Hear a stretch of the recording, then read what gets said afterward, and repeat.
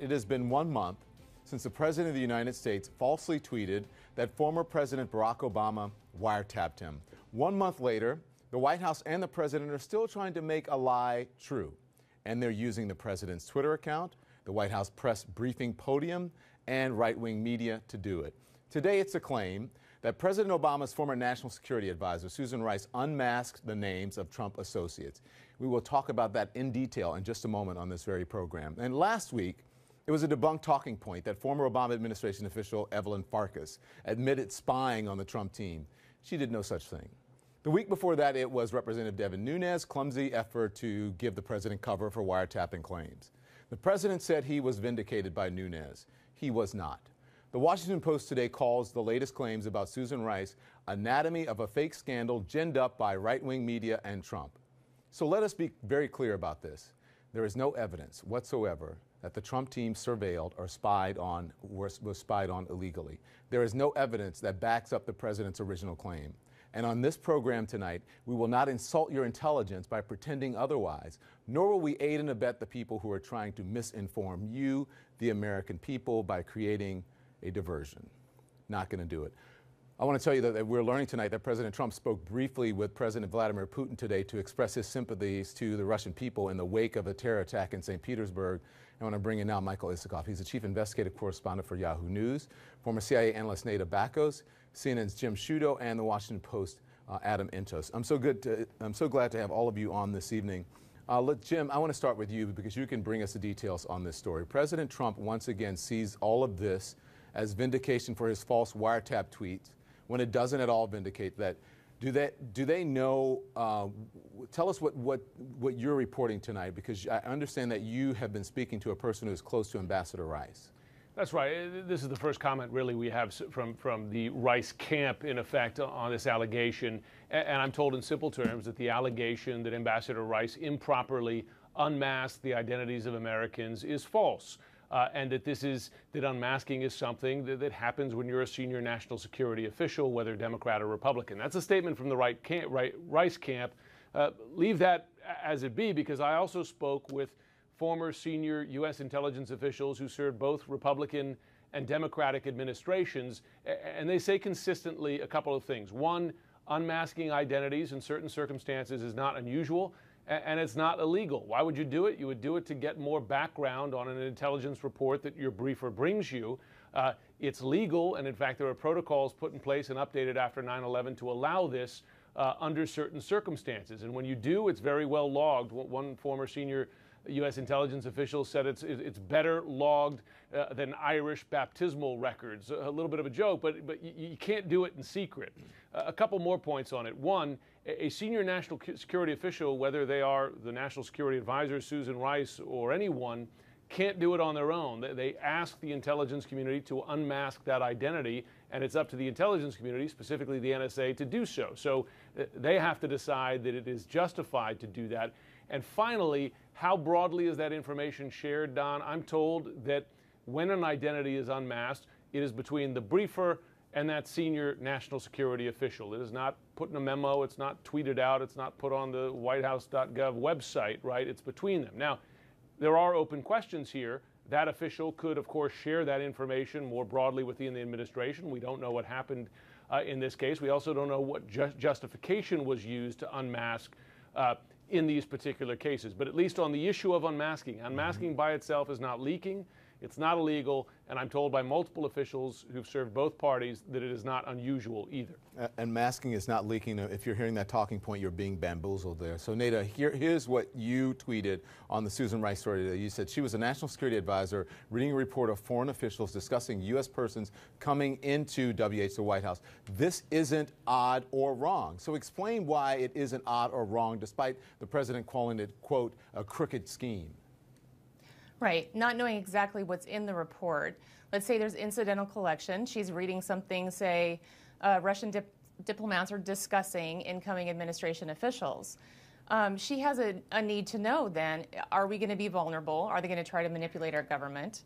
And this is Tradecraft 101. She has a need to know. So she's able to ask the intelligence community then, can you please unmask this so I can understand the context? And then again, it informs their foreign policy decisions as well. So I speak as if the President Trump is watching right now. What is he missing about the intel community or willfully ignoring when he is shooting off these tweets? This doesn't take anything into context as to how this works. It is Tradecraft 101. When you have a need to know, and especially if you're a national security advisor, you have the right to be able to ask the intelligence community for more information and for more context. So, Adam, to you now. There is no evidence that President Trump was directly wiretapped or surveilled. There's zero evidence of it. So the more President Trump tries to distract, the more attention this gets. Why keep doing it? Well, I think, I'm not actually sure why he keeps on doing this. I mean, obviously, the reporting about connections with Russia are distracting from his agenda, and by maybe trying to point to incidental collection cases in which members of his campaign or transition team were unmasked is a way of pointing everyone in a different direction. I really don't fully understand what his motivations are here, except for maybe an attempt to distract.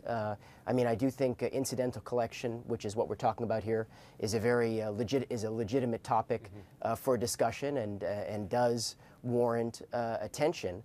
There are specific rules that are applied if people are unmasked. If a lawmaker, for example, is unmasked, there has to be a notification to the congressional oversight committees that oversee the intelligence community. So it is a legitimate issue, but it is, as your other guests have said, something that happens probably several times a week.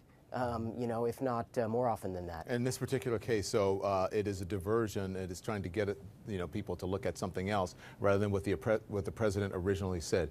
Michael, it's good to have you in studio. But I want you to speak to this. I want to play. This is Eric Swalwell, who sits on the House Intelligence Committee. He reacted to this Bloomberg News report today. Watch this. Just because Susan Rice would have been able to, quote unquote, unmask this information does not mean that anyone else is able to see it. It's often the case that only one individual or someone on their staff sees it. So this isn't a, sent out a reply all to the whole intelligence community where names are being released. It's usually just one person.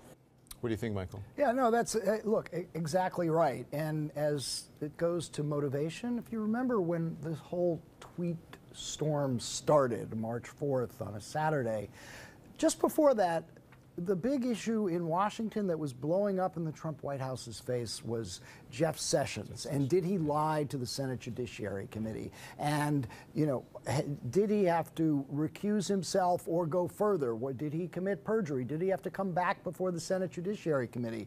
As soon as President Trump started tweeting about the wiretapping at Trump Tower, that discussion pretty much dropped off the table. So in one sense, it was effective. It diverted public attention from what was the issue du jour at the time. But didn't he open up an entirely different can of worms now? Obviously, he opened up a completely different issue that in some ways is plaguing him even more.